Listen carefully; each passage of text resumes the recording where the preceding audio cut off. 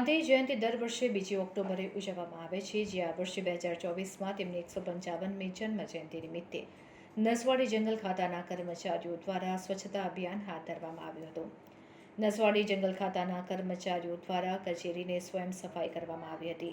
સ્વચ્છતાના સંદેશાને મહત્વ આપવામાં આવ્યું છે, ત્યારે ગાંધી જયંતિ નિમિત્તે એક અઠવાડિયું સ્વચ્છતા અભિયાન ચલાવવાની હાકલ વડાપ્રધાને કરી હતી. તે અંતર્ગત નસવાડી જંગલ ખાતા વિભાગમાં જુદી જુદી સંસ્થાના તથા કર્મચારીના સુંદર સહકારથી સ્વચ્છતા અભિયાન યોજાયું હતું.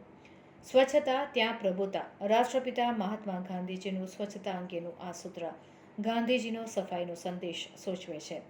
ત્યારે નસવાડીના જંગલ ખાતાના સ્ટાફ દ્વારા જાહેરમાં સફાઈ કરી બાપુના જન્મદિવસની ઉજવણી કરવામાં આવી હતી. રાષ્ટ્રપિતા મહાત્મા ગાંધીજીની જીવનશૈલીમાં સ્વચ્છતા સારી રીતે વણાયેલી હતી. નસવાડીથી રિપોર્ટર મુકેશ પરમાર.